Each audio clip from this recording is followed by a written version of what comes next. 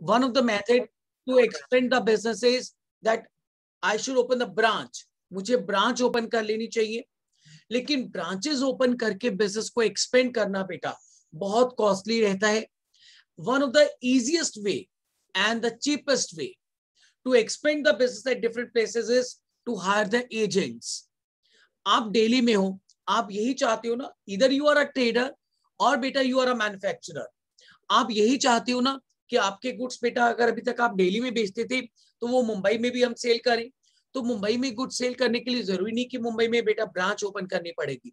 You can do one thing, आप वहां अपना कोई एजेंट हायर कर सकते हो, जिसे हम यहाँ नाम देने वाले हैं बेटा कंसाइनी. और आप लोगों से कहा जाएगा कि आप उस एजेंट को यहाँ से गुड्स ट्रांसफर करो, but this time it is going to be very important कि आप सिर्फ फिजिकली गुड्स ट्रांसफर कर रहे हो without transferring the risk and the rewards. आप उसके साथ जुड़े हुए कोई रिस्क या रिवॉर्ड आप ट्रांसफर नहीं कर रहे हो, आप सिर्फ फिजिकली गुड्स ट्रांसफर करोगे. And the person to whom the goods have been sent, जिसे मैंने अभी नाम दिया बेटा आपका एजेंट, आपका कंसाइनी, उसका काम क्या होगा बेटा, वो जैसे ही कंसाइनमेंट उसके पास पहुंचेगा, उसका काम ये है कि वो मेरे बिहाफ पे एंड हु एम बेटा, एक बात समझ लो, यहाँ पे हम जो दो लोग इन्वॉल्व करने वाले हैं उनमें से एक ऑनर है. लेट्स से बेटा मैं दिल्ली में हूं, मैं ऑनर हूं, और मेरा एक एजेंट है मुंबई में जिसको मैं गुड ट्रांसफर कर रहा हूं, जिसको मैंने कहा है कि आपके पास फिजिकली गुड्स आएंगे, कंसाइनमेंट आएगा, आपको सिर्फ वो गुड्स मेरे बिहाफ पे मेरे लिए सेल करने हैं. He said, सर मेरा इसमें क्या इंटरेस्ट है, मैं आपके लिए क्यों काम कर रहा हूँ. ऐसे आप सुनो तो सही कि आपको इस काम के लिए एक अच्छा खासा कंसिडरेशन मिलेगा. You will get a certain percentage commission on sale.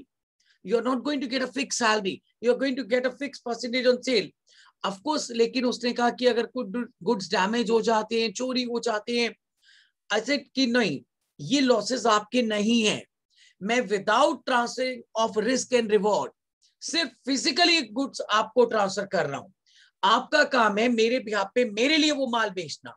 वो बिक जाएगा तो ठीक है, वो डैमेजेस अगर कुछ होती हैं तो वो आपका लॉस नहीं है, वो मेरा लॉस रहेगा. मैंने अभी पहली बार कहा बेटा आपसे कि हम पहली बार सिर्फ फिजिकली गुड्स ट्रांसफर करने चाह रहे हैं without transfer of risk and rewards. आप जो सेल करोगे वो आपकी सेल नहीं होगी बेटा, वो आप मेरे बिहाफ पे मेरे लिए सेल करोगे. आपका सिर्फ एक ही इंटरेस्ट है, just only one interest, that you are going to get a commission on that sale. आपको जो भी आप सेल करोगे उस पर हमें एक सर्टेन परसेंटेज सिर्फ कमीशन अलाउ करनी है. And the owner in this chapter will be known as a person consigner. The one who is interested in knowing the profit और loss of the business is consigner, and the agent to whom the goods have been sent will be known as a person consignee. So there are two persons involved in that, consigner, consignee, owner and the agent.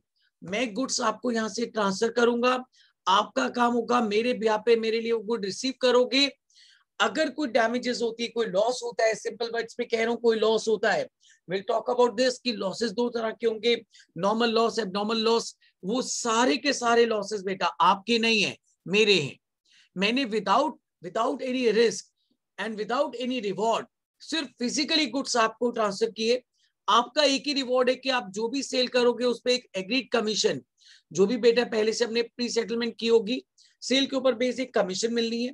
जो even goods बच जाएंगे, unsold रह जाएंगे, वो भी आपका stock नहीं होगा, वो मेरा स्टॉक होगा. That means everything belongs to me only. आपका सिर्फ काम है कि वो शिपमेंट लेके, वो कंसाइनमेंट लेके मेरे बिहाफ पे, अच्छा आप जो सेल के लिए एक्सपेंसेस करोगे वो एक्सपेंसेस भी आपके नहीं होंगे. मैंने अभी आपसे कहा है कि कंसाइनमेंट में कंसाइनर कंसाइनी को गुड्स ट्रांसफर कर रहा है. The person who is known as a transferor, जो गुड ट्रांसफर कर रहा है, जो ऑनर है बेटा, ही इज कंसाइनर, जो ट्रांसफरर है. एंड द ट्रांसफरी, जिसको गुड्स आप ट्रांसफर कर रहे हो बेटा, ही इज कंसाइनी. हम लोग गुड ट्रांसफर कर रहे हैं और हम आपसे कह रहे हैं कि आपको जो भी एक्सपेंसेस करने हैं वो सब हमारे बिहाफ पे करने हैं. जो ट्रांसफर है वो किस बात का ट्रांसफर है, देखो मैं लिख रहा हूं बेटा, transfer of goods but without any risk and rewards. कोई भी रिस्क, कोई भी रिवॉर्ड आपको ट्रांसफर नहीं किया जाएगा. Only the physically goods will be transfer to you. सिर्फ फिजिकली गुड्स ट्रांसफर होंगे, जिन गुड्स की ट्रांसफर की बात हो रही है, transfer of goods, this have been physically transferred only. ये सिर्फ और सिर्फ बेटा फिजिकली आपको ट्रांसफर किए जा रहे हैं, physically transferred only. But undoubtedly मैं बार बार कह रहा हूं, without any risk and rewards. हम गुड्स फिजिकली आपके पास ट्रांसफर कर रहे हैं। इवन इनफैक्ट जो स्टॉक बच जाएगा वो स्टॉक भी आपका स्टॉक नहीं होगा, that will be considered as my stock because I am the owner बेटा। So transfer of goods but physically transfer only, without any risk and rewards. ना तो कोई रिस्क ट्रांसफर होंगे बेटा, ना ही कोई रिवॉर्ड ट्रांसफर होंगे, without transfer of any risk and rewards. यानी कि आप ये मत सोचना कि जो सेल की है वो आपकी सेल है। जब आपको एक्सपेंसेस खर्च करने हैं तो मेरे बिहाफ पे करने हैं, सेल भी जो करनी है मेरे लिए मेरे बिहाफ पे करनी है। आपका मैंने कहा है कि सिर्फ एक ही इंटरेस्ट है, आपको सिर्फ एक सर्टेन परसेंटेज कमीशन मिलेगी, नॉट मोर देन दैट। आपका इससे ज्यादा बेटा कोई और इंटरेस्ट नहीं है। It should be clear to all of you. It means in the case of consignment, we are just going to transfer physically the goods to you without any risk and rewards. All the losses are my losses, all the expenses, all the incomes. Even अगर मैं आपको कोई expenses करने के लिए कह रहा हूं तो वो expenses भी आपके expenses नहीं है, आप मेरे behalf पे मेरे लिए वो expenses करोगे। अगर आप कोई गोडाउन हायर करते हो तो उस गोडाउन का रेंट मुझे ही बेयर करना है। अगर सेल करने के लिए आपने कोई एडवर्टीजमेंट की, अगर आपने किसी सेल पर्सन को हायर किया, आप उसके लिए जो भी खर्चे कर रहे हो, ठीक है, हो सकता है कर आप रहे हो, but all those expenses have been incurred by you on the behalf of the consignor. That means everything which you are going to attempt is on the behalf of consignor. इसका मतलब consignor who is the owner, who is the transferor, is interested in knowing the profit और loss. Profit और loss से बेटा हमेशा कौन interested होता है? बड़ी सिंपल सी बात है, one who is the owner. तो यहाँ ऑनर कौन है? यहाँ ऑनर है कंसाइनर। तो प्रॉफिट और लॉस की जो फिगर हम कैलकुलेट करना बेटा इस चैप्टर में आपको सिखाएंगे, वो कंसाइनर की बुक में सिखाएंगे। Consignor is simply is the agent. हमसे एग्जाम में पूछा जाता है कि यहाँ पे जो रिलेशनशिप है इन दो लोगों के बीच में वो अनडाउटली किसका है। अब मैं ऑनर वर्ड हटा रहा हूं बेटा, I am just going to write on the term principal. वो प्रिंसिपल और एजेंट का रिलेशनशिप है, वो मास्टर सर्वेंट का रिलेशनशिप नहीं है। It is just the relationship of principal and agent. मैं आपका प्रिंसिपल हूं, आप मेरे एजेंट हो, मेरे बिहाफ पे मेरे लिए काम करोगे, मेरे लिए सेल करोगे, मेरे लिए एक्सपेंसेस करोगे।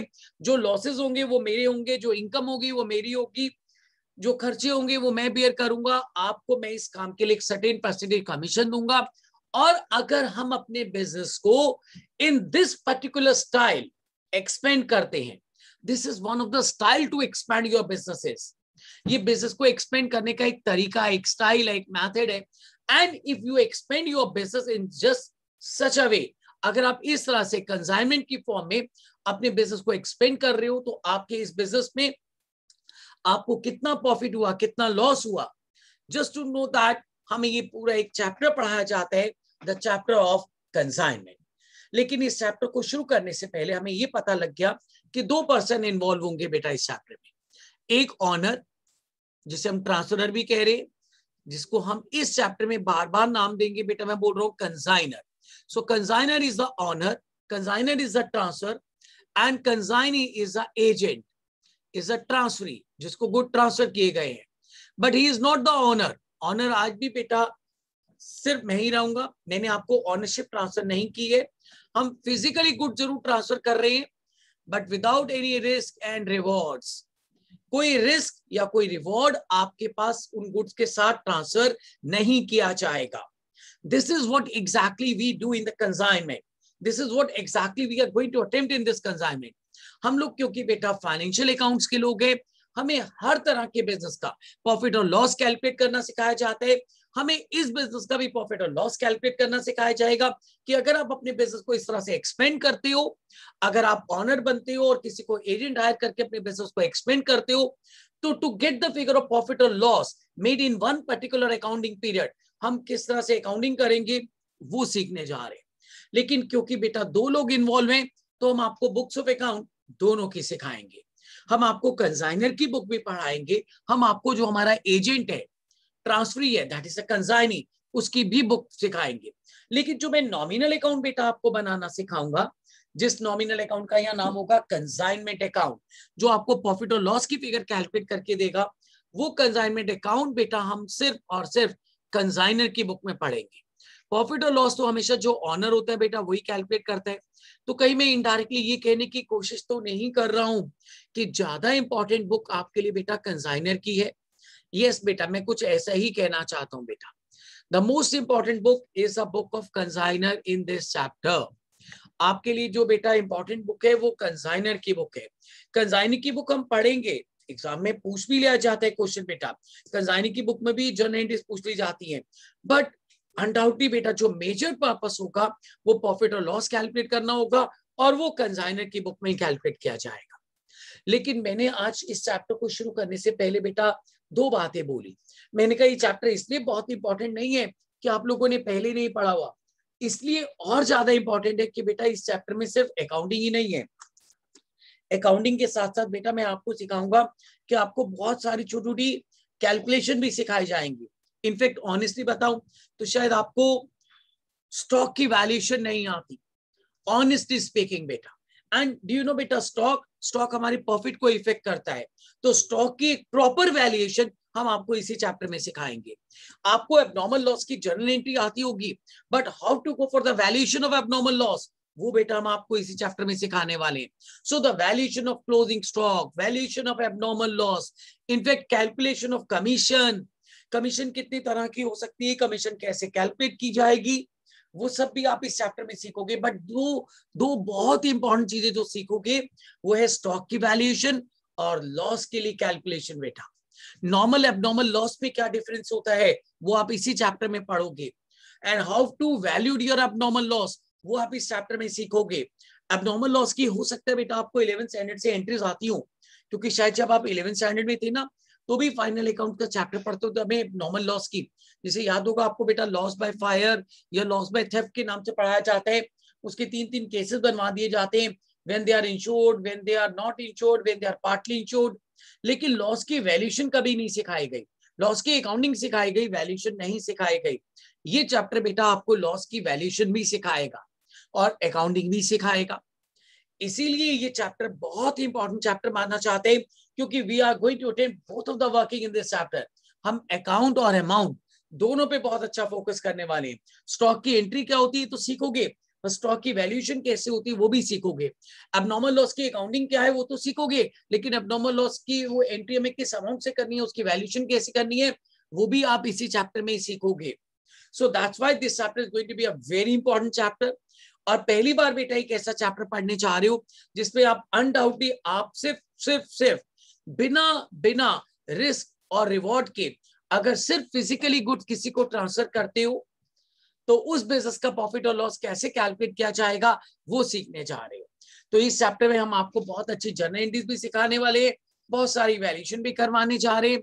बट इससे पहले हम कोई भी वर्किंग शुरू करें मुझे कुछ बेसिक मैथ्स की वर्किंग क्लियर चाहिए। Let's see that now. इसलिए मैं आज आपकी क्लास में दो काम, थोड़ी सी अकाउंटिंग भी सिखाऊंगा, थोड़ा सा बेटा कैलकुलेशन भी सिखाऊंगा। आपको ना फर्स्ट क्लास में ही पता लग जाएगा कि चैप्टर में बेटा आप क्या क्या सीखने वाले हो। चलिए बेटा एक बड़ी इंपॉर्टेंट बात देखते हैं। आपको पता है यहाँ दो लोग हैं, one who is a transferor consignor and another is a transferee consignee. But do you know one thing बेटा कि कंसाइनर कई बार नहीं चाहता है कि कंसाइनी को पता लगे कि वो किस वैल्यू पे गुड ट्रांसफर कर रहे हैं। तो क्या करता है कंसाइनर बेटा, कंसाइनर कॉस्ट में अपना कुछ प्रॉफिट मार्जिन ऐड कर लेगा पहले से। उसी प्रॉफिट मार्जिन को हम लोग नाम देने जा रहे हैं बेटा लोडिंग। लोडिंग का मतलब है अपना मार्जिन ऐड करके। कई बार हम नहीं चाहेंगे कि कंसाइनी को पता लगे कि जो गुड्स बेटा हमने उसको ट्रांसफर किया उसकी रियल कॉस्ट क्या है, हम उससे कुछ छुपा के चलना चाहते हैं। लेट्स से बेटा मैंने कुछ 10 रुपीज की खरीदी एंड आई डोंट वांट कि एग्जैक्टली मेरी कंसाइनी को पता लगे कि मैंने 10 रुपए में खरीदी है। तो लेट्स से बेटा मैंने उसमें 2 रुपए प्रॉफिट मार्जिन लोडिंग ऐड करके फिर आपको ट्रांसफर किया। जिस प्राइस पे बेटा मैं आपको ट्रांसफर करूंगा अगर प्रॉफिट कॉस्ट प्राइस नहीं है उससे मैंने अपना कुछ मार्जिन ऐड करके बेटा ट्रांसफर किया तो उसी को हम इनवॉइस प्राइस कहेंगे। यानी कि कंसाइनर में वो चीज कितने में खरीदी that of course is known as the real cost price. लेकिन अगर वो कंसाइनी को कुछ प्रॉफिट मार्जिन जिसे हम लोडिंग कहेंगे ऐड करके ट्रांसफर करेगा, undoubtedly that is known as the invoice price. तो मैं पहले इस चैप्टर को शुरू करने से पहले डे वन ही एक सबसे इंपॉर्टेंट मैथमेटिकल कैलकुलेशन पहले डिस्कस कर लूं बेटा आपसे कि क्या आप लोगों को कॉस्ट प्राइस को इनवॉइस प्राइस में, इनवॉइस प्राइस को कॉस्ट प्राइस में कन्वर्ट करना आता है या नहीं आता है। लेट्स सी दैट नाउ बेटा। अगर हम आपसे कभी ये कहते हैं बेटा कि हम आपको कॉस्ट प्राइस देते हैं, अगर हम आपसे ये कहते हैं, मैं इससे पहले कि कोई भी वर्किंग शुरू करूं, मैं आपको एक छोटी सी कैलकुलेशन पहले सिखा दूं बेटा। हम सब लोग एक बात जानते हैं कि अगर कॉस्ट प्राइस में let cost is equal to 100, अगर मैं कॉस्ट को 100 मान लू बेटा, अगर आप 20 रुपीज मार्जिन ऐड करते हो तो इनवॉइस प्राइस बन जाता है 120। अगर कभी हम आपसे ये पूछे कि आपका प्रॉफिट का कॉस्ट और इनवॉइस के साथ क्या रिलेशनशिप है, what is the relationship of profit with the cost and what is the relationship of profit with your sale price, जिसे हम इनवॉइस प्राइस कह रहे हैं। अनडाउटली ये ट्रांसफर प्राइस हो गया। मैंने आपसे अगर कहा कि इसी प्राइस पे आपको आगे बेचना है तो हम ये भी कह सकते हैं this is also known as in that case selling price. Cost plus profit is equal to sale. अगर मैं कभी आपसे ये पूछूं कि बेटा आपके प्रॉफिट का कॉस्ट के साथ और सेल के साथ क्या रिलेशनशिप है, तो देखो बेटा एक बात तो 100% कंफर्म है, प्रॉफिट अगर 20 रुपीज है तो 20 रुपए रहेगा बेटा। 100 रुपीज में आपने 100 वॉज द कॉस्ट ऐड किया तो your selling price, your invoice price comes to 120। तो 20 100 का कितना पोर्शन बन गया बेटा 1/5, और ये 20 अगर 120 का पूछा जाए तो इट कम्स टू 1/6। हम लोग ये बात जानते हैं शायद बेटा, छोटी क्लासेस में हमें सिखाया जाता है कि प्रॉफिट अगर कॉस्ट का 1/5 है तो सेल का 1/6 हो जाएगा। एक तो पहले भी बोलने की आदत होनी चाहिए बेटा, प्रॉफिट कॉस्ट का 1/5 है, मतलब if the cost is 5 then the profit is 1, तो ऑफ कोर्स बेटा profit will be 1/6 of sale. यानी कि इतना तो हम सब जानते हैं ना कि cost plus profit is equal to sale, या sale minus profit is equal to cost. तो अगर मैं कोई भी एक टर्म बता दूं, लेट्स से बेटा मैं आपको ये टर्म बता दूं, मैं आपको ये टर्म बता दूं, तो आप कॉस्ट तो मुझे बता ही सकते हो। 125 में से 25 लेस करोगे तो undoubtedly cost comes to 100 rupees. अब अगर मैं कहूं बेटा आपके प्रॉफिट का कॉस्ट के साथ क्या रिलेशनशिप है, क्या वर्किंग है, तो this profit is 25/100, 1/4 of cost, ये 1/4 ऑफ कॉस्ट हो गया, या दिस 25 इज अनडाउटली, अगर यही प्रॉफिट का मैं सेल के साथ रिलेशनशिप पूछूं तो इट कम्स टू 1/5। यानी कि अगर प्रॉफिट कॉस्ट का 1/4 है तो वही प्रॉफिट सेल्स का उस वक्त at that moment 1/5 of sale बन जाते हैं। अब कई बच्चे इसको रटना शुरू कर देते हैं कि सर अगर आगे जाना है तो 1 ऐड कर दो, पीछे आना है तो 1 लेस कर दो। अभी झटका लगने वाला है बेटा अगर कुछ भी ऐसा कोई रटने की कोशिश करेगा तो। सीधा कहो बेटा रटना क्यों है। अगर अगर अगर मैं आपसे ये कहता हूं, मैं इस चैप्टर को शुरू करने से पहले, इसकी अकाउंटिंग शुरू करने से पहले कुछ बेसिक कैलकुलेशन आपकी स्ट्रॉन्ग करके चलना चाहता हूं। कंसाइनमेंट पढ़ते वक्त हम हर बच्चे से एक्सपेक्ट करके चलते हैं कि उसकी ये बेसिक कैलकुलेशन स्ट्रॉन्ग है, and even I want to know that कि वेदर इट इज स्ट्रॉन्ग और नॉट। और मैंने डे 1 आपसे प्रॉमिस किया था कि मैं अपने बच्चों से ये एक्सपेक्ट नहीं करता कि उनकी कोई चीज स्ट्रॉन्ग नहीं है तो मजाक में, मैं कहता हूँ स्ट्रॉन्ग कर लो, अपॉर्चुनिटी मिल रही है, चाहे वो छोटा सा मैथमेटिकल पॉइंट है उसको स्ट्रॉन्ग कर लो। हाँ इतना जरूर याद रखना कि अगर मैं आपसे कहूं कि आपका प्रॉफिट 3/5 ऑफ कॉस्ट है तो you should be confident about this working कि मैं क्या बोल रहा हूँ। अगर मैं कहता हूँ कि प्रॉफिट इज 3/5 ऑफ कॉस्ट तो आपको कहने सर इसका एक्चुअल मतलब ये कि आप कह रहे हो कि अगर आपकी 5 रुपए कॉस्ट है तो आप 3 रुपए प्रॉफिट भी अर्न करते हो उसमें।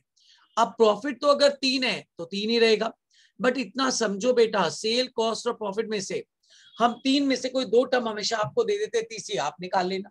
मैं कॉस्ट और प्रॉफिट दे दूंगा, मेरी बात कितने लोगों ने ध्यान से सुनी है मैं अभी चेक कर लूंगा बेटा।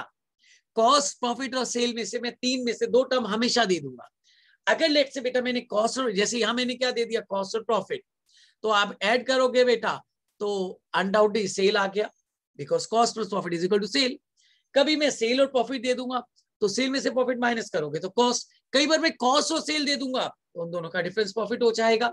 और इतना तो एटलीस्ट बेटा मैं आप लोगों से एक्सपेक्ट कर सकता हूँ, और इतने आप स्मार्ट हो बेटा कि अगर मैं अब ये कह रहा हूँ आज के बाद कि हमारा प्रॉफिट बेटा 3/5 ऑफ कॉस्ट है, तो इसका मतलब आप कह रहे हो sir profit is 3/8 of sale, profit sale का 3/8 हो गया। पर सर हमें ये समझ नहीं आ रहा आप ये सब हमें क्यों करवा रहे हो। तो लेट्स सी बेटा मैं पहले ये बता दूं कि मैं सब क्यों करवा रहा हूँ। एक्चुअली हम कॉस्ट या इनवॉइस में से कोई एक टर्म दे देंगे और दूसरी आपको निकालनी पड़ेगी। जब आप मेरे साथ अनडाउटली बेटा अभी जर्नल एंट्री शुरू करोगे तो मुझे इन दोनों प्राइस की जरूरत पड़ने वाली है कि जो गुड ट्रांसफर किए गए उसकी कॉस्ट प्राइस कितनी है, उसकी इनवॉइस प्राइस कितनी है, we need both the things बेटा।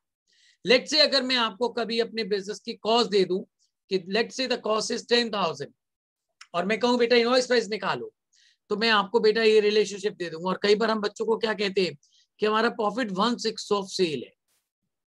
अब क्या प्लीज बेटा मेरी बात सारे ध्यान से सुनोगे? ये देखो बेटा, अगर मैंने आपको कॉस्ट दी है और प्रॉफिट का रिलेशनशिप सेल के साथ दिया है, तो ये कभी क्रॉस मल्टीप्लाई नहीं हो सकता बेटा, क्योंकि इतना तो आप जानते हो कि मैं कह रहा हूं प्रॉफिट सेल का 1/6 है, इनवॉइस का 1/6 है। तो अनडाउटली बेटा अगर ये 6 इनवॉइस को रिप्रेजेंट कर रहे हैं तो उसे कॉस्ट से कैसे मल्टीप्लाई कर सकते हैं? हाँ, पर हमें ये पता है कि अगर प्रॉफिट सेल का 1/6 है, it actually mean by like this, if your sale is 6 your profit is 1। अब प्रॉफिट 1 है तो 1 ही रहेगा, लेकिन सेल माइनस प्रॉफिट करेंगे तो वी गेट द कॉस्ट। अब मैं कह सकता हूं कि अगर मेरा प्रॉफिट 1/5 ऑफ कॉस्ट है, यानी कि 1/6 ऑफ सेल है, तो now we can make a move. Profit is 1/5 of cost, तो 10,000 का 1/5 अगर हम लें तो दैट कम्स टू 2,000। वो ऐड कर लोगे तो सेलिंग प्राइस कितना आ गया? It comes to 12,000। ये 12,000 आ गया। और आप चाहो तो क्रॉस चेक भी कर सकते हो। प्रॉफिट अगर कॉस्ट का 1/5 है तो 10,000 का 1/5 कितना आ गया? 2,000। ऐड किया तो ये आ गया 12,000। या ऐसे कह लो कि प्रॉफिट सेल का 1/6 है और अब आपके पास सेल भी है। इतना तो शायद आपको मालूम होगा, कॉस्ट कॉस्ट के साथ और सेल सेल के साथ मल्टीप्लाई होगा, क्योंकि जब आप कहते हो प्रॉफिट इज 1/5 ऑफ कॉस्ट, तो ये इतना यूनिटरी मेथड सबको आता है। अगर डिनोमिनेटर में कॉस्ट है तो जिस टर्म से आप मल्टीप्लाई करोगे वो भी तो कॉस्ट होनी चाहिए। तो अनडाउटली बेटा अगर आप कह रहे हो कि आपका प्रॉफिट 1/5 ऑफ कॉस्ट है, तो हमने कहा कॉस्ट इतनी है तो प्रॉफिट कितना होगा? That comes to 2,000। कॉस्ट पे प्रॉफिट ऐड करोगे तो we get the sale, that is 12,000। और आप चाहो तो क्रॉस चेक करके देख सकते हो, क्योंकि 10,000 का 1/5 भी कितना होता है बेटा? 2,000। 12,000 का 1/6 भी कितना होता है? 2,000। तो इसका मतलब अगर हमें कॉस्ट और इनवॉइस प्राइस में से कोई एक टर्म दी और एक नहीं दी हुई, लेकिन हमें प्रॉफिट और कॉस्ट का रिलेशनशिप किसी एक टर्म में भी पता लग जाए, तो दूसरे की टर्म में अपने आप हम कैलकुलेट कर लेंगे। अब कई बार वो इस तरह से वर्किंग देने वाले हैं बेटा, लेट्स से कई बार वो आपको इनवॉइस प्राइस दे देंगे। वो आपसे कह देंगे हमारे गुड्स का इनवॉइस प्राइस 20,000 है and you will be asked to find out the cost. हमें कॉस्ट कैलकुलेट करनी होगी। हमने कहा सर ठीक है, आपने अभी अपने गुड्स का इनवॉइस प्राइस दे दिया कि कंसाइनर ने कंसाइनी को 20,000 के इनवॉइस वैल्यू के गुड्स भेजे, और आप कह रहे हो सर आपको अकाउंटिंग करते हो तो अभी कॉस्ट प्राइस भी चाहिए होगी, तो सर आप प्रॉफिट मार्जिन दे दीजिए, हमारा पर्पस सॉल्व हो जाएगा। अगर मैं आपसे कह दूं कि मेरा प्रॉफिट 1/4 ऑफ कॉस्ट है, अब वो देखो जानबूझ के कंफ्यूज कर रहे हैं। अब 1/4 आप इससे मल्टीप्लाई नहीं कर सकते क्योंकि this profit is 1/4 of cost, और कॉस्ट तो हमारे पास है ही नहीं। बट इतना तो हमें पता है कि अगर प्रॉफिट कॉस्ट का 1/4 है तो this profit will be 1/5 of sale, और we have to say like this, if cost is 4 profit is 1, तो cost plus profit is equal to sale. तो सेल 5 हो गई बेटा। अब अगर मैं इसका 1/5 ले लू 20,000 रुपए का, 1/5 ऑफ दिस कम्स टू 4,000, तो वो जैसे लेस करोगे तो जो मिसिंग फिगर थी 16,000 बेटा आपके पास वो आ गई। तो अनडाउटली बेटा इस 16,000 का 1/4 लोगे तो वो भी 4,000 है, या 20,000 का 1/5 लोगे तो वो भी 4,000 आ गया। It would be like this, यानी कि अगर आप हमसे कॉस्ट के इनवॉइस में से कोई एक टर्म दे देते हो और एक निकलवाते हो, और ऊपर जानबूझ के प्रॉफिट मार्जिन किसी एक टर्म का दे देते हो, तो कोई बात नहीं, हम दूसरी टर्म में कन्वर्ट कर लेंगे and will do the working बेटा। क्योंकि मुझे ये तो किसी को बताने की जरूरत नहीं कि cost plus profit is equal to sale, और sale minus profit is equal to cost. कितनी सिंपल सी टर्म लग रही है, लेकिन हम कितनी गलतियां करते हैं इसकी अभी पता लग जाएगा बेटा। तभी अकाउंटिंग शुरू करने से पहले मैं कुछ बेसिक वर्किंग क्लियर करके चलना चाहता हूँ। लेट्स सी एक दो छोटे छोटे एग्जांपल देखते हैं, उनसे वर्किंग क्लियर हो जाएगी बेटा। मैं आपको कोई अभी अकाउंटिंग ना तो सिखाई है ना मैं पूछ रहा हूं। मैंने अभी तक इस चैप्टर में किसी जनरल एंट्री की बात नहीं की, कुछ नहीं किया। एक बेसिक मैथमेटिक कैलकुलेशन शुरू किया और वही पूछने लगा हूं बेटा। लेट्स से X consign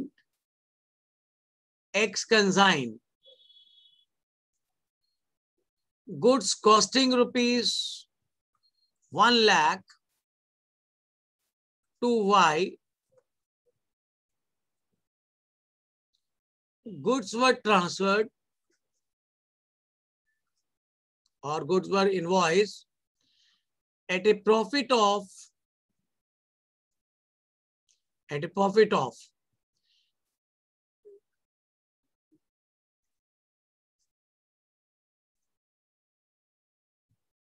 let's say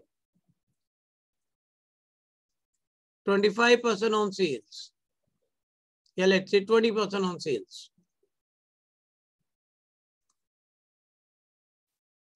Goods were invoiced at a profit of 20% on sales. And you have been asked to calculate invoice price. Question number 2. X consigned goods of the invoice value of rupees 1,50,000 to Y. Goods were invoiced at, let's say, 100% of cost. Goods were invoiced at 100% of cost. और आसान लिख दे तो बेटा,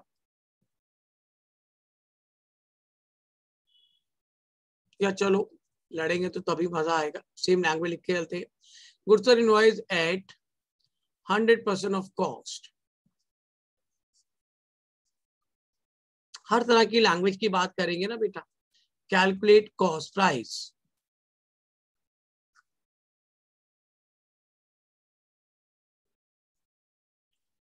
X consigned. मैं सिर्फ अभी कुछ नहीं, देखो बेटा मजेदार बात, कॉस्ट और सेल बेटा निकालना पूछ रहा हूँ आपसे. कभी कॉस्ट दे दूंगा सेल कहूंगा निकालो, कभी सेल दे दूंगा कहूंगा कॉस्ट निकालो बेटा. क्योंकि इस चैप्टर में ये मैथमेटिकल कॉन्सेप्ट बेटा आपसे एक्सपेक्ट किया जाता है कि बिल्कुल टिप्स से होना चाहिए. X consigned goods of rupees 2 lakh to Y.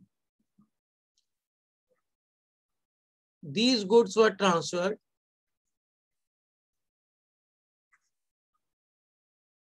or invoiced at a profit of 25% of cost.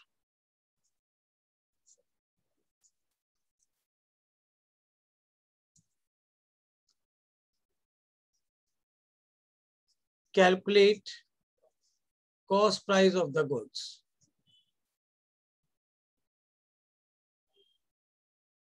Coming to the next. Sir? X consigned goods of rupees 5 lakh to Y.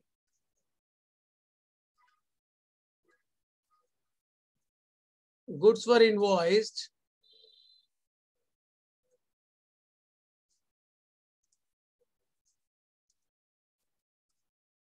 at 150% of cost.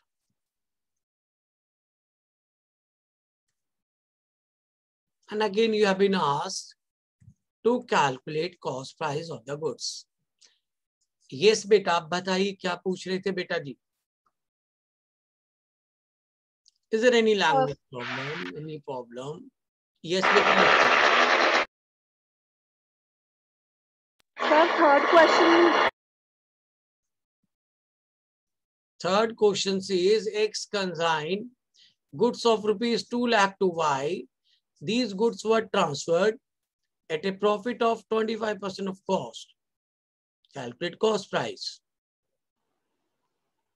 Sir, question number 3 में 2 lakh rupees जो है वो invoice price है. मालूम नहीं बेटा जी, ऐसे तो 4th में भी पूछोगे बेटा. हाँ जी. अच्छा सर, ये सेकंड नंबर क्वेश्चन में एक्स कंसाइन गुड्स 2 के आगे क्या गुड्स ऑफ, उसके बाद क्या है? Invoice value of rupees 1,50,000 to Y. क्या इन सब क्वेश्चन में कुछ नहीं, एक बेसिक से मैथमेटिकल कैलकुलेशन है. Can you give me the cost price invoice price बेटा? I just want to see that. मैंने डे 1 भी बेटा आप लोगों को एक बात बोली थी बेटा, मुझे ना अपने बच्चों में कोई ईगो नहीं चाहिए बेटा. गलत हुआ ठीक हुआ कोई प्रॉब्लम नहीं है बेटा. गलत नहीं होना होता तो शायद हम क्लासेस ही क्यों ज्वाइन करते. पर एक चीज मैटर करेगी बेटा, अभी करने के बाद बेटा क्या आप एक एक चीज डिस्कस करते हो या नहीं मेरे साथ बेटा? I'm audible बेटा? Yes sir. Yes, sir. Yes, अब sir. आपको Yes, एक चीज मैटर करने वाली है कि बेटा आप एक एक चीज डिस्कस करते हो नहीं। Yes sir. इतना मैं प्रॉमिस करता हूँ कि बेटा मैं कोशिश करूंगा कि इन सब चीजों को बहुत बहुत बहुत आसान तरीके से बेटा आपको एक्सप्लेन कर सकूं। चलिए चेक करते हैं बेटा। Cost plus profit is equal to sale, हम सब जानते हैं। And it was my assurance, it was my promise कि इन तीन में से बेटा हम दो टर्म आपको जरूर देंगे। We are always going to give you the two term out of the three term. हम तीन में से दो टर्म आपको जरूर जरूर जरूर जरूर देंगे। कॉस्ट दे देंगे, प्रॉफिट दे देंगे, सेल दे देंगे। देखते हैं बेटा इन तीन में से दो आपको जरूर देंगे। पहले तो ये पकड़ा करो कि कौन सी दो टर्म दी हुई है, और यहाँ पे फिर लिख लिया करो बेटा कॉस्ट एंड सेल, क्योंकि इन दोनों में से भी कोई एक टर्म दी होगी पहले, तभी तो दूसरी टर्म निकालनी होगी। फर्स्ट केस में लिखा हुआ है कि हमने 1 लाख रुपीज की कॉस्टिंग, प्रीफिक्स में देखो कॉस्टिंग वर्ड है, 1 लाख रुपए के कॉस्ट प्राइस के गुड ट्रांसफर किए। तो कॉस्ट के नीचे बेटा 1 लाख रुपए लिख देते, यानी कि मैं सेलिंग प्राइस यानी कि इनवॉइस प्राइस जिसे हम कहते हैं, मैं सेल के साथ यहाँ इनवॉइस प्राइस भी लिख देता हूँ बेटा, क्योंकि हम इसी को इनवॉइस प्राइस का नाम देने वाले हैं। तो आपको ये टर्म कैलकुलेट करनी है। अब यहाँ रुक जाओ और यहाँ आ जाओ। मैं आपको एक लैंग्वेज पकड़ने का बड़ा आसान तरीका बताता हूँ बेटा। ये जो परसेंटेज होता है, ध्यान से सुनना Ashima, every one of you बेटा, 20% का मतलब क्या होता है बेटा? 20/100। अगर परसेंटेज हटा दे तो नीचे 100 आ जाता है बेटा। Yes sir. अब Yes, sir. आज के बाद मैं अपने बच्चों से एक चीज एक्सपेक्ट करके चलता हूँ कि बेटा इतना उन्हें मालूम हो कि जो न्यूमरेटर वाली टर्म होती है बेटा, जो प्रीफिक्स में वर्ड लिखा होता है वो होती है, Profit. और बेटा जो डिनोमिनेटर में होती है, जो सफिक्स में टर्म लिखी होती है वो होती है। Yes इस sir. परसेंटेज में अनडाउटली बेटा प्रीफिक्स और सफिक्स पकड़ लो। प्रीफिक्स में लिखा हुआ है प्रॉफिट, तो ये 20 रुपीज प्रॉफिट है, और ये Yes, जो sir. 100 रुपीज है बेटा दिस इज सेल। जो 100 है डिनोमिनेटर में बेटा this is your suffix. Yes sir. One is prefix, prefix मतलब उससे पहले, पहले सफिक्स मतलब वाला। उसके बाद में। तो जो न्यूमरेटर होता है वो प्रीफिक्स को डिफाइन करता है, प्रॉफिट को डिफाइन कर रहे हैं, और 100 रुपीज बेटा सेल को डिफाइन कर रही है। ये तो उसने खुद ही बता दिया कि अगर 100 रुपए की सेल करते हो तो 20 रुपए का प्रॉफिट अर्न करते हो। दो टर्म देखो दी हुई है, और मैंने आपसे क्या कहा था बेटा कि मैं तीन में से दो टर्म हमेशा हमेशा हमेशा आपको देने वाला हूं। तो वो दो टर्म दे दी बेटा, तो कॉस्ट कितनी आ गई बेटा? 80 rupees. 80 rupees. And now you can see the working बेटा, now you can see the working. This 20, अब प्रॉफिट को लिख लो बेटा, प्रॉफिट को कॉस्ट की टर्म में भी लिख लो, और बेटा प्रॉफिट को सेल की टर्म में भी लिख लो। प्रॉफिट तो 20 है, 20 रहेगा। सो 20/80 यानी कि profit is 1/4 of cost, and 20/100 profit is 1/5 of sale. Yes sir. अगर प्रॉफिट कॉस्ट का 1/4 है तो प्रॉफिट सेल का 1/5 है। बस जब आपको दोनों चीजें पता लग गई, आपको तो ये भी पता लग गया कि प्रॉफिट इज 1/4 ऑफ कॉस्ट और इट इज 1/5 ऑफ सेल, तो बस पर्पस सॉल्व हो गया बेटा। आपके पास बेटा प्रॉफिट पता लग चुका है, कॉस्ट का बेटा 1/4 है, और ये रही कॉस्ट बेटा 1 lakh rupees. So take the 1/4 of this, इसका 1/4 ले लें तो कितना आ गया बेटा? 25,000। 25,000. Yes, sir. प्रॉफिट आ गया, वो ऐड करोगे तो सेल्स कितनी आ गई बेटा? 1,25,000। 1,25,000. और आप चाहो तो क्रॉस चेक भी कर सकते हो, 1 लाख का बेटा 1/4 25,000 होता है, या 125 का 1/5 भी 25,000 होता है। यानी कि 1 लाख रुपए के गुड्स थे, 25,000 उससे प्रॉफिट ऐड किया गया। आप यहां भी ऐसे लिख सकते हो, we can write down finally like this. Sir इसका मतलब 1 लाख रुपीस के कॉस्ट प्राइस के गुड्स में 25,000 प्रॉफिट ऐड करके अनडाउटली हमने जो अपना सेलिंग प्राइस कैलकुलेट किया that is 1,25,000। It is like this. ये वर्किंग हमारी कंप्लीट भी हो गई कि प्रॉफिट अगर कॉस्ट का बेटा इतना है तो सेल के लिए बेटा इतना हो जाएगा। Is that point is clear to everyone? Yes, sir. Yes, sir. Yes sir. Yes, sir. अभी एक एक करके चलते हैं आराम से आगे और देखते जाते हैं बेटा। गलतियां होंगी ना, कोई इशू नहीं है बेटा, गलती ज्यादा अच्छा सिखाएगी बेटा हमें, ये देखते जाना बेटा। गलती से तो ज्यादा अच्छी तरह से सीख पाओगे। यहाँ भी बेटा मैं लिख रहा हूँ cost of profit is equal to sale, यहाँ फिर से मैं लिख रहा हूँ बेटा कॉस्ट एंड सेल्स। दो में से बेटा एक टर्म दी होगी, एक निकालनी होगी, बट पहले बेटा फर्स्ट क्वेश्चन में किसी को कुछ भी पूछना है तो वो पूछ सकता है बेटा, anything in the first question. Gaurav बेटा फर्स्ट क्वेश्चन क्लियर हो गया है? Yes sir. Good Gaurav. Gaurav बेटा अपने आप पूछना है, नहीं पूछोगे तो बिल्कुल मजा नहीं आएगा। करण फर्स्ट क्वेश्चन क्लियर है बेटा? करण यस सर। क्लियर है Clear, बेटा sir. First question? Yes sir. Tulsi, Nikunj, everyone beta, is the first question is clear to all of you beta? Yes Yes, sir. sir. Yes Yes, sir. Good. Ishan, first question clear है?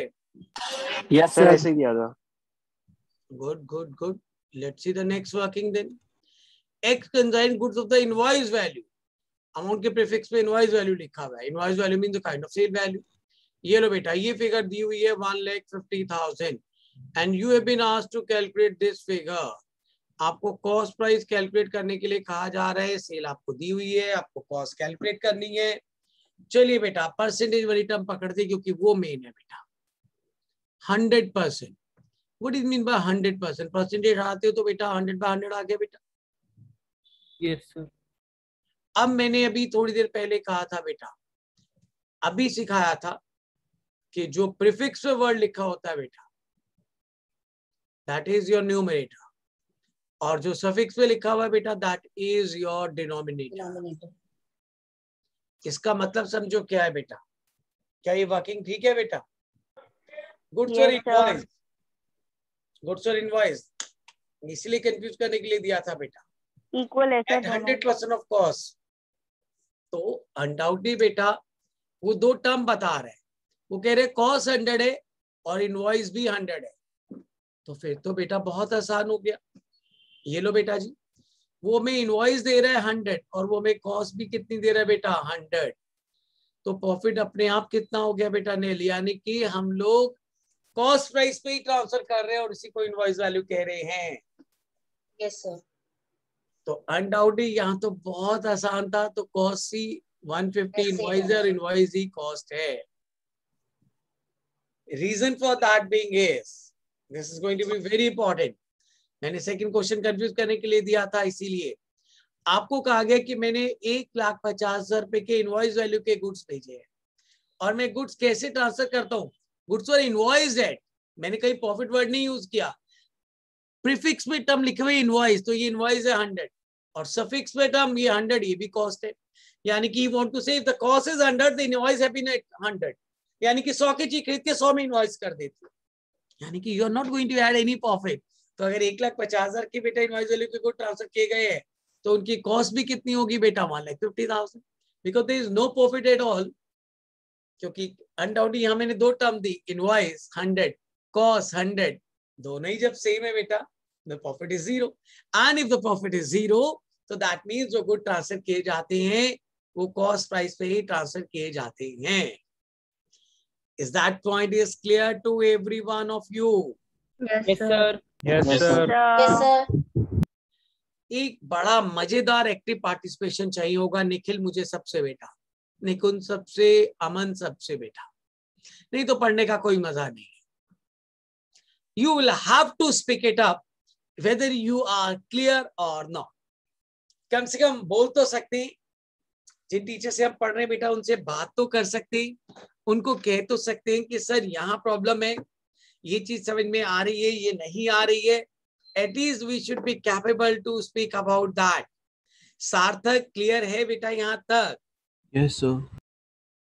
Aryam, yes sir. Jaswinder clear है बेटा? Yes sir, मैंने ऐसे किया था sir. Good good good, नहीं भी क्या हो बेटा Jaswinder, doesn't make any difference बेटा, गलत होगा ना होने दो बेटा, ठीक होगा तो भी ठीक है, गलत होगा तो फिर सीखने के लिए मिलेगा।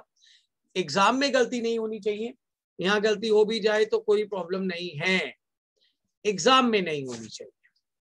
चलिए बेटा जी, फिर से यहाँ लिख रहा हूँ कॉस्ट एंड सेल्स, यहाँ कॉस्ट और सेल वर्ड लिख रहा हूँ बेटा, फिर से एग्जैक्टली यहाँ पे टर्म लिख रही है cost plus profit is equal to sale. Let's make a move.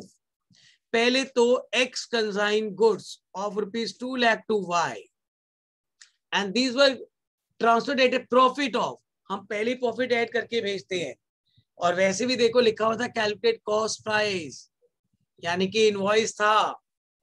X ने 2 लाख रुपए के गुड्स बेटा वाई को भेजे, मैंने जानबूझ के ये नहीं बताया, कई बच्चे कंफ्यूज हो गए कि सर ये कॉस्ट है या इनवॉइस है।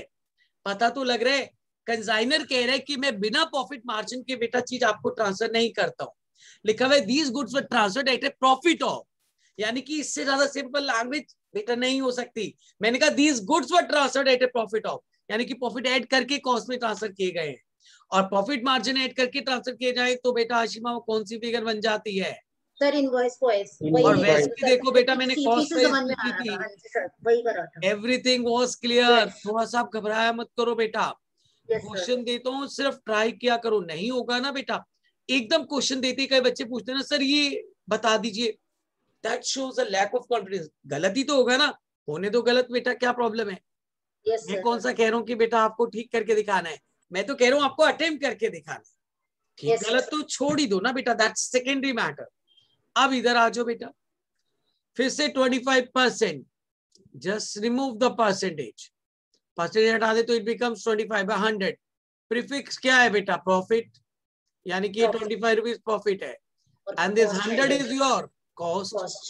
तो यहाँ कॉस्ट और प्रॉफिट दिया हुआ है, कॉस्ट 100 तो प्रॉफिट 25 दिया हुआ है, so the sale comes to 125। अब प्रॉफिट का कॉस्ट के साथ और प्रॉफिट का सेल के साथ प्रोपोर्शनेट रिलेशनशिप पकड़ ले तो इट इज लाइक दिस। अगर मैं कहूँ कि बेटा प्रॉफिट का कॉस्ट और सेल के साथ प्रोपोर्शनेट रिलेशनशिप बताओ, तो इट इज 1/4 ऑफ कॉस्ट और इट इज 1/5 ऑफ सेल। अब आपके पास बेटा यहाँ सेल है तो सेल का मार्जिन पकड़ लो बेटा।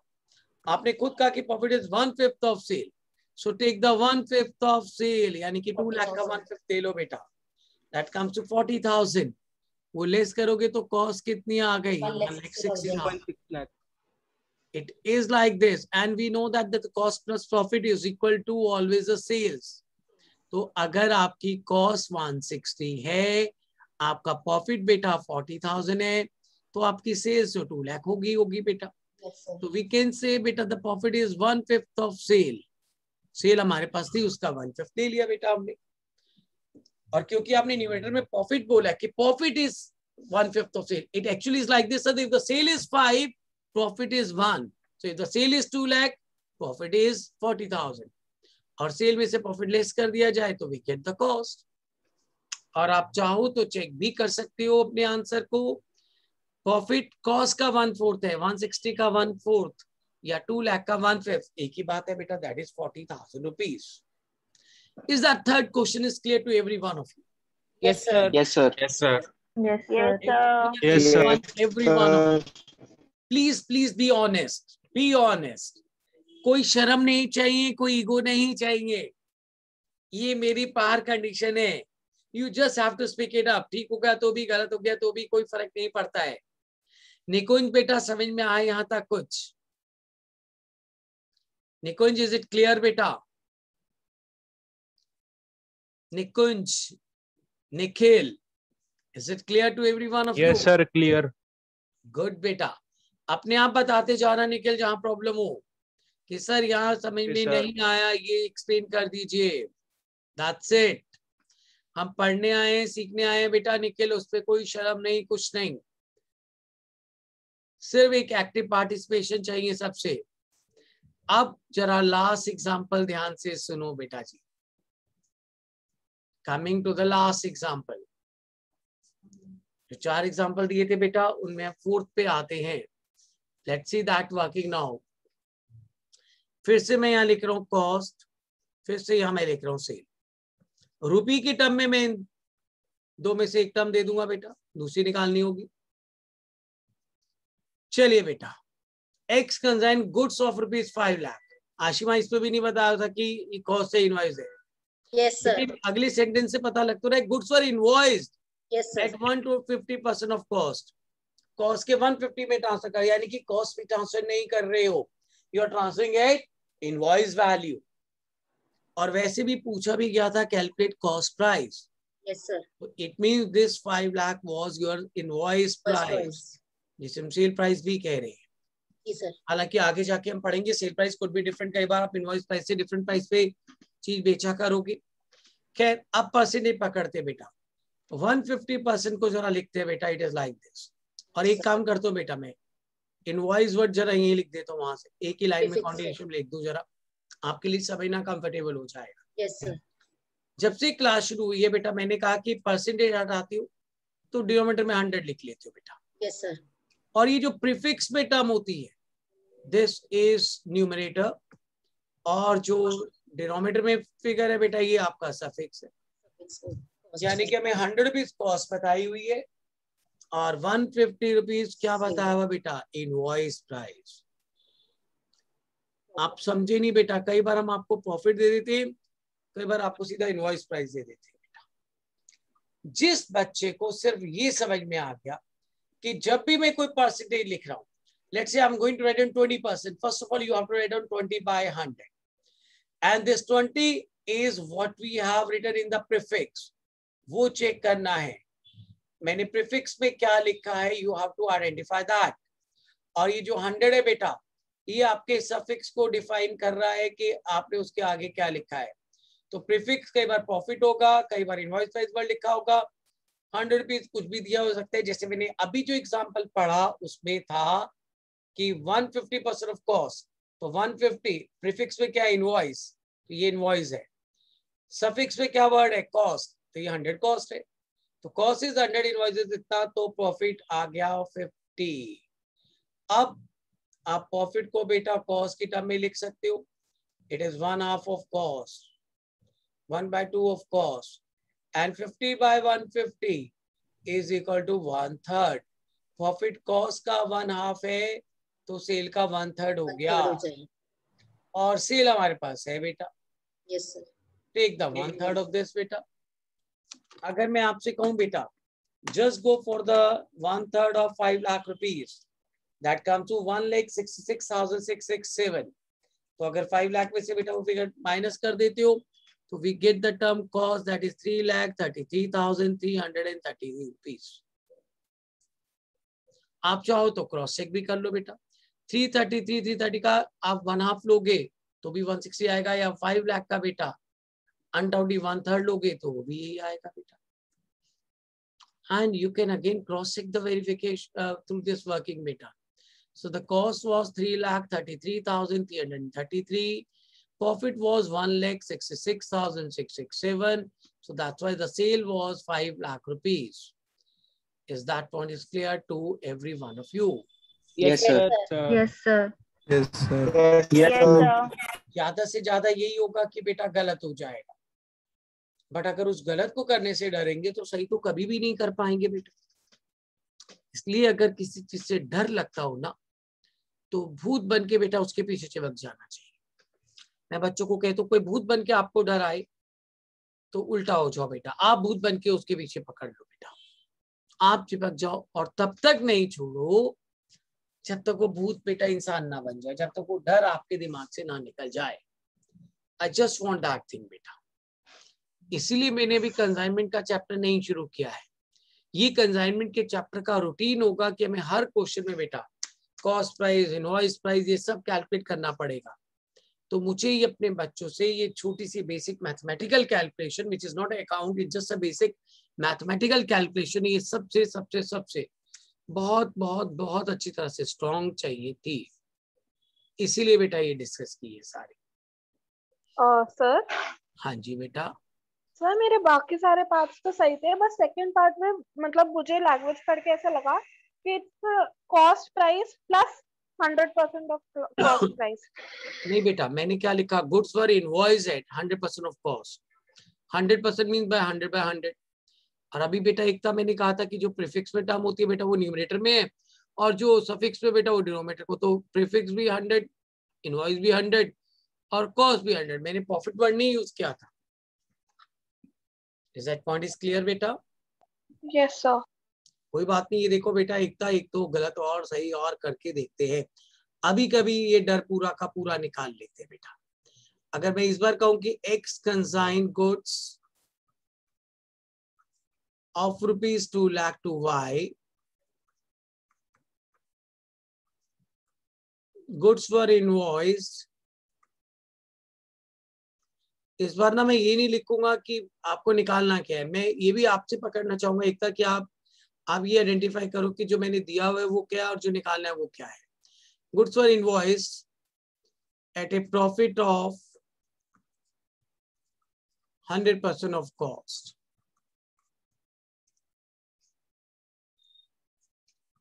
X consigned,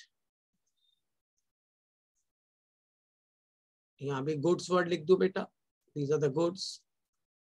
यहाँ भी लिख रहा हूँ X consigned goods of rupees 2 lakh to Y.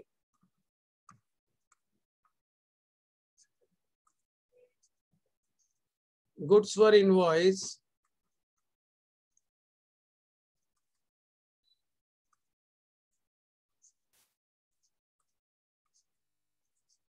at a profit of 3/8 of cost.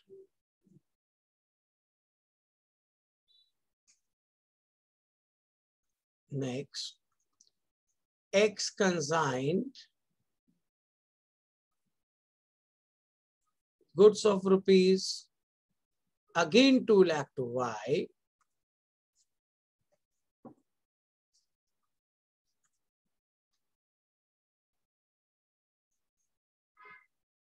This again is a term goods.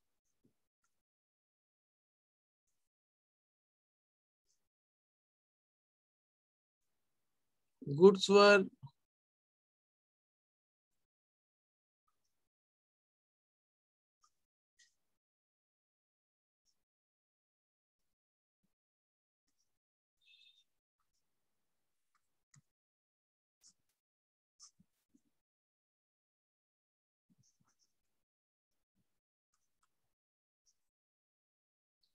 X consigned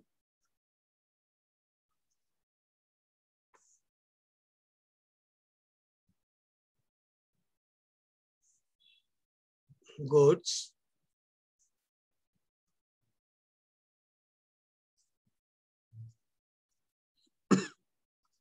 costing rupees 2 lakh to Y.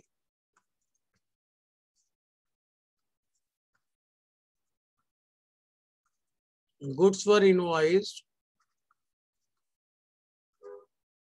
at 125% of cost.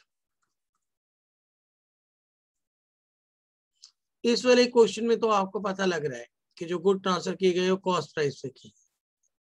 Third, second और first में आपको ये भी बताना है कि जो good दिए गए हैं वो इनवॉइस है या कॉस्ट है, हमें क्या निकालना है। एक और लिखते हैं बेटा, क्योंकि ये डर मैं चाहता हूँ फर्स्ट क्लास में सबका खत्म हो जाए बेटा। देखना चाहूंगा कि बेटा कितनी गलतियां कर लोगे आप। X consigned goods of rupees 2 lakh, again 2 lakh to Y.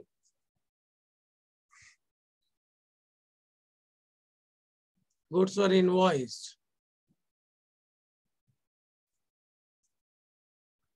at 80% of cost. चलिए बेटा, इन पांचों क्वेश्चन में मुझे नहीं मालूम मैंने क्या दिया है क्या पूछा, बट आपको क्या करना है, in all of the 5 question you have been asked to find out the cost and the invoice value of the goods. Can you try it बेटा? Yes sir. Yes, sir. Yes, sir. शायद अब Yes, sir. मजा आएगा बेटा, गलती होगी कुछ होगा बेटा, बहुत कुछ सीखने को मिलने वाला है। कंसाइनमेंट के चैप्टर को शुरू करने से पहले ये डर दिमाग से निकाल दे जरा इस वर्किंग के बाद बेटा। Are you trying the question? Yes, sir. Arman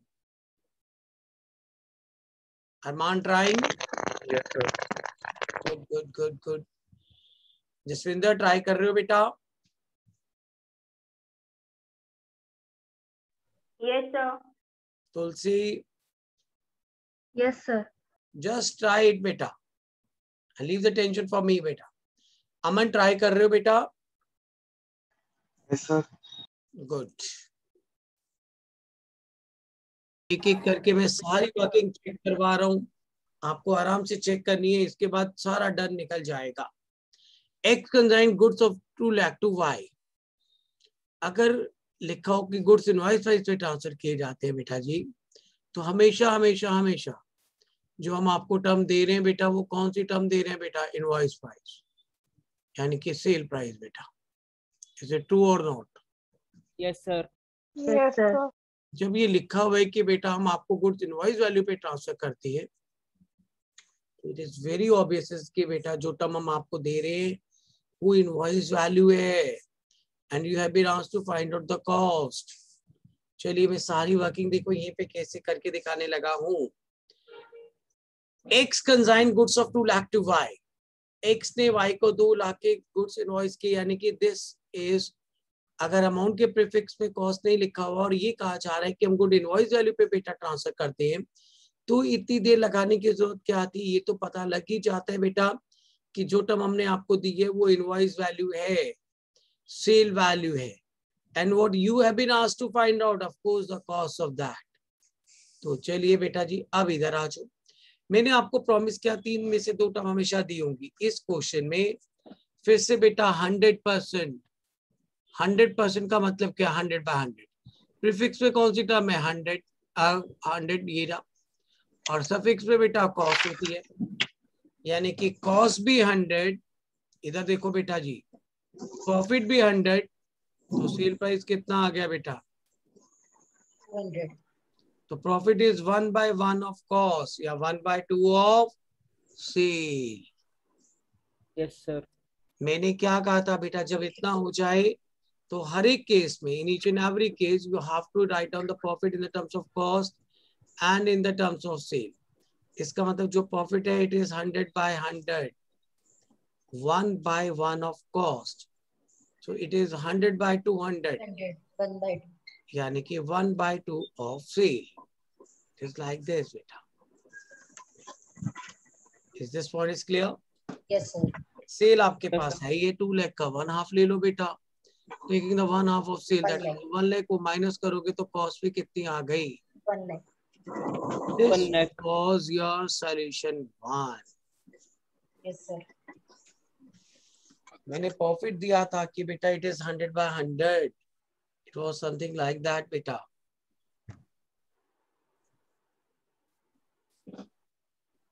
Clear to every one of you? Yes sir. Yes, sir. Yes, sir.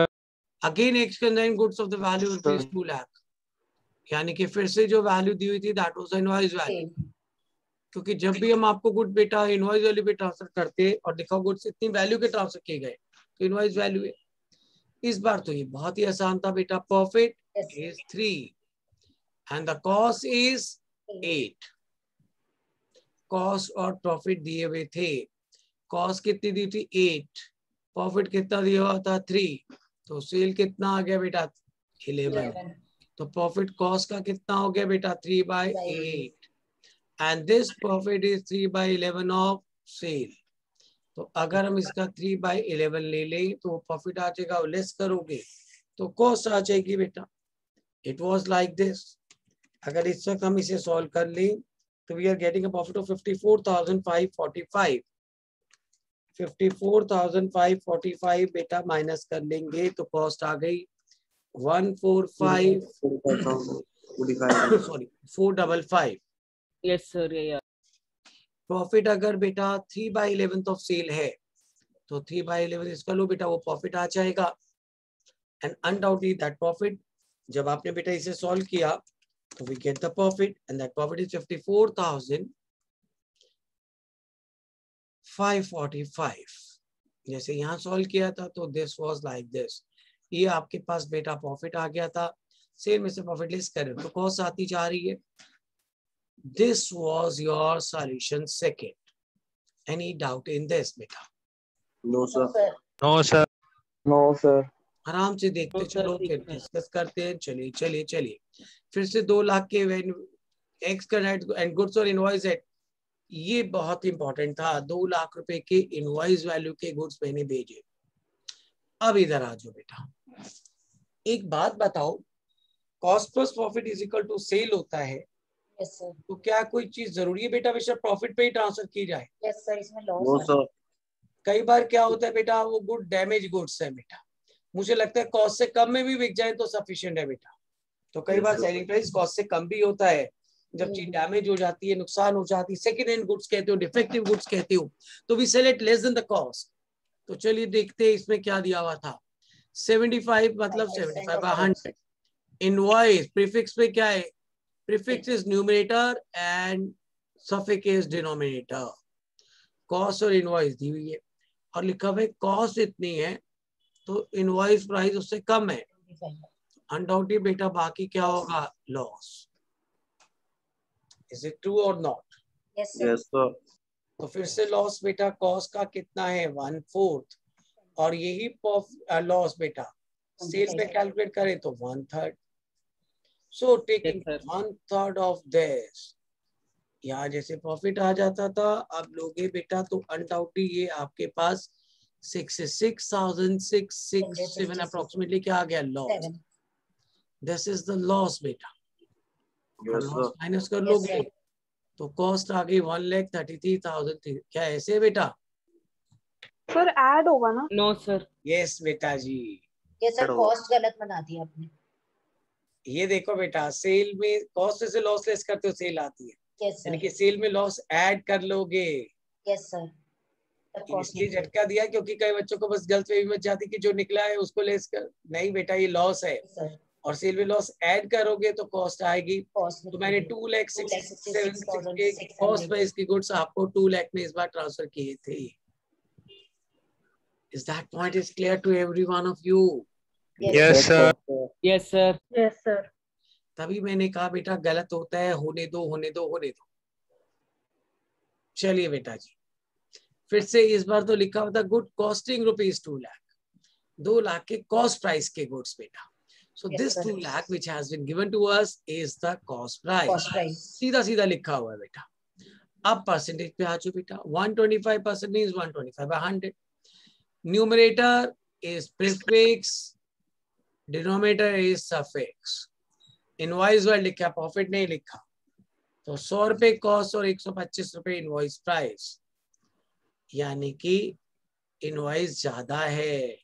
Invoice ज्यादा हो तो अनडाउटेडली बेटा प्रॉफिट पे चीज ट्रांसफर की जा रही है। मैंने 125 ये दिया और 100 ये दिया है, तो मिसिंग फिगर बेटा क्या आ गई? That comes to profit. And if we are going to talk about this, profit is 1/4 of cost, और अगर इसी प्रॉफिट की जाए बात बेटा तो it is 1/5 of sale. Yes, sir. So 2 lakh rupees का 1/4 ले ले, that comes to 50,000. को ऐड करोगे तो it comes to 2,50,000. Yes, sir. यार। इस बार कॉस्ट दी थी तो कॉस्ट का देखना था बेटा 1/4. Clear to every one of you? Yes, Yes, sir. sir. Yes, Yes, sir. Yes, sir. सबको सबको सबको मुझे 1 या 2 बच्चों से, 4 बच्चों से या जो बोल रहे हैं उनसे, I need a complete confidence from each and every one of you. सब लोग पढ़ रहे हैं बेटा, सब लोग टाइम लगा रहे हैं, सब लोगों को पास होना है। सब लोगों के लिए इस वक्त पैसे से ज्यादा इंपॉर्टेंट और वैल्यूएबल चीज है टाइम बेटा। वो खराब हो गया तो सब कुछ खराब हो जाएगा बेटा।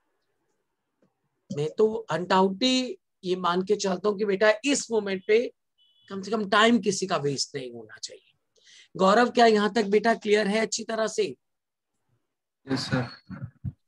गौरव अपने आप बात करनी है, डरना नहीं है बेटा। टीचर से डरना नहीं होता, टीचर की रिस्पेक्ट अलग है, डर अलग है। डर किस बात का? हमने कोई चोरी नहीं की कि हम डरें किसी से। हाँ, अपने से बड़ों की हम सबकी रिस्पेक्ट करते हैं, वो एक अलग बात है बेटा। तो गौरव डरना नहीं है, करण डरना नहीं है, निकुंज डरना नहीं है। You have to speak everything. जो चीज समझ में नहीं आए, Aman, Nikunj, Sarthak, Nikhil, Harshit, Ashmit, every one of you बेटा, you have to speak it up for that. क्या मैं चल सकता हूँ आगे? Yes, sir. Yes sir. Yes, sir. Yes, sir. Sir, do one thing बेटा, ये क्लिक कर लो स्लाइड में, यहीं पे फिफ्थ केस सॉल्व करके दिखाने लगा हूं। Just click down this working बेटा, क्लिक कर लो इसको। Click bye everyone. Yes sir, done. Yes, sir. Yes Yes, sir. Sir. Done. Yes, sir. तो मैं सिर्फ Yes, थोड़ा सा sir. स्पेस ले रहा हूँ, यहीं पे स्पेस ले रहा हूँ। फर्स्ट केस को सिर्फ हटा रहा हूँ बेटा। I am going to make it the case 5 now. चलिए आराम से देखते हैं। गलत ही तो होगा, इससे ज्यादा और क्या हो सकता है बेटा। X consigned goods of 2 lakh to Y and goods are invoiced at। चलिए पहली तो बात बेटा, ये 2 लाख रुपीस फिर से क्या है इस क्वेश्चन में, इनवॉइस प्राइस। और फिर से पहले कुछ हम इस तरह से लिख ले। Yes sir, loss. कैसे पता लग रहा है बेटा, फिर से 80% means 80/100, prefix is invoice, so invoice is 80, cost is 100। Sir cost is 100 and invoice is 80, sir selling price कम है तो जरूर लॉस पे चीज बेची जा रही है। तो ये लॉस कॉस्ट का बेटा 1/5 हो गया, और ये लॉस सेल का इस बार बेटा 1/4 हो गया। यस अब सर। जिन बच्चों ने ये रटा हो कि बेटा प्रॉफिट कॉस्ट का दिया हो और सेल पे जाना तो 1 ऐड कर दो, वहां दिए तो 1 ले, तो फंस जाएंगे बेटा। इस बार तो देखो लॉस वाले केस में अगर हम कहें प्रॉफिट कॉस्ट का 1/5 है तो बच्चा कहता है सेल का 1/6 है। ये जरूरी है क्या बेटा? वो तब होता है जब प्रॉफिट, और अगर लॉस आ जाए कि लॉस कॉस्ट का बेटा 1/5 है तो वही लॉस सेल का बेटा 1/4 हो जाता है। अब आपके पास बेटा अनडाउटली इसका 1/4 ले लो, वो 50,000 फिगर आ गई। And this is going to be very important कि वो टर्म प्रॉफिट की नहीं आई बेटा, लॉस की आई।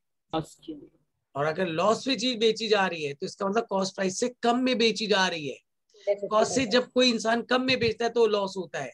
तो इसका मतलब 2 लाख रुपए की बेच के भी उसको 50,000 का लॉस है, तो जरूर उसकी कॉस्ट कितनी रही होगी? 2,50,000 ऐड कर देंगे। Now I want to know any confusion, any doubt in all of these cases. No, sir. No, sir. कौन सी No, है? sir. बेटा No, sir. All out, sir. No sir, यहाँ तक क्लियर है। ध्यान से देखो बेटा, थोड़ा सा 5 मिनट 10 मिनट इससे ज्यादा नहीं लगते बेटा। जब आप किसी चीज को देखो, जब हमने शुरू किया था तो may be it's quite possible कि स्टार्टिंग में कुछ बच्चों को लगा हो कि पता नहीं क्या है, कैसी वर्किंग होगी, क्या करना है। कितने केसेस का लिए बेटा कुछ भी नहीं पता लग जाता है, कितने इजीली हम लोग वर्किंग कर लेते हैं बेटा। Ishaan, is the every case, each and every individual case is clear और नॉट बेटा? यस सर, सारे ठीक थे।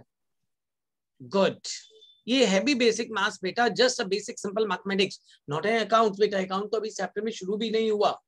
It was a just simple basic calculation about the cost, profit in the sale. So it was a simple basic maths, क्योंकि हमें consignment के हर question में ईशान ये यूज करना है, इसलिए बेटा ये भी पूरा डिस्कस करके बता दिया गया है। Nikhil, is this point is clear to Nikhil? Nikhil clear हुआ बेटा? Yes, Chaitanya. sir. All were correct. Chaitanya, Yes, sir. Clear. Nikhil बेटा गलत भी होते ना सारे के सारे तो it is not going to make any difference, not even a single % difference for me बेटा। Yes. निखिल बेटा मुझे सिखाना है, मुझे इस बात से कोई खुशी या उदासी नहीं होती कि आपके ठीक थे या गलत थे। आप मुझे कहोगे सारे ठीक थे तो भी, आप कहोगे सारे गलत थे तो भी, doesn't make any difference. But I need a participative class. सब बोले, बात करे, खुल के बात करे, मजाक करे, सर ये केस ठीक, ये गलत, ये ठीक, ये गलत, ये ठीक, ये गलत, ये सारे गलत, ये सारे ठीक। That should be a spread. कोई ईगो नहीं चाहिए, कोई शर्म नहीं चाहिए। मैं बार बार कह रहा हूं बेटा। जसविंदर कौर, ठीक है केस या गलत है? Yes, sir. Clear है बिल्कुल। पक्का बेटा? हाँ जी सर, हाँ जी। गलत भी होंगे ना तो बेटा अपने आप पूछ रहा है, नहीं पूछोगे सर, तो फिर बिल्कुल। क्लासेस का कोई मतलब ही नहीं है जसविंदर, फिर तो मजा ही Yes, नहीं है sir. पढ़ने का। Yes, sir. और प्रैक्टिकल में बेटा बिल्कुल बिल्कुल बिल्कुल लाइव ऑनलाइन क्लासेस का ये मजा है कि हर स्टूडेंट की एक इंडिविजुअल प्रॉब्लम होती है। तो हो सकता है किसी का कोई केस ठीक हो, किसी का कोई गलत हो रहा है, किसी का कोई ठीक हो रहा है, कोई गलत हो रहा है। So every one of you should be clear कि what exactly the cases we are doing, whether we are clear with each and every working और not. This is clear now to every one of you, I think. Yes, sir.